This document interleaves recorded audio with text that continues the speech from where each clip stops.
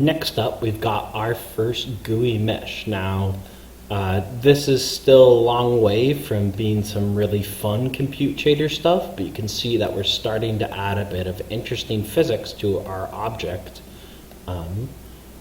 all in edit mode. So basically, this one, what we're going to do is we're going to do a similar thing. We're going to have a TransferLifeform with a body. In this case, we're going to use mesh verts and mesh tries, and those are going to be the same as our original mesh verts and mesh tries. But instead of having a quad at every particle, we're going to use the original positions of the mesh verts. So let's look at what those are by turning on our debug.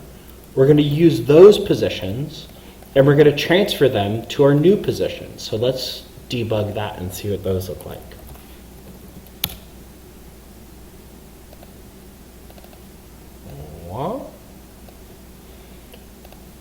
So it's basically taking those original points, using this as the skeleton, and then transferring them to all these new points.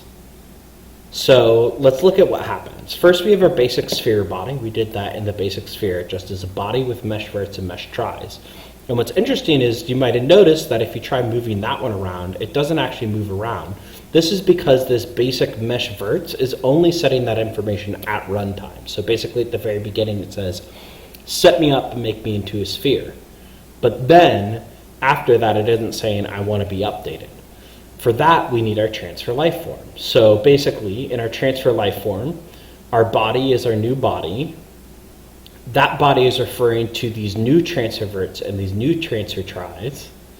And then we have a life. So all of the magic is really happening in the life, and we'll actually peek into the compute shader in this one.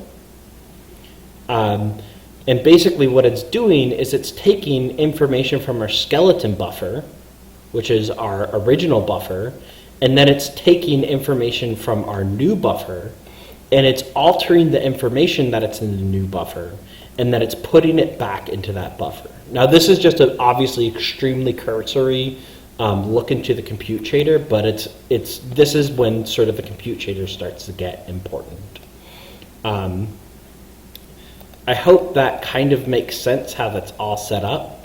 I didn't do as much drag and drop, but if this sort of thing doesn't make sense, just let me know.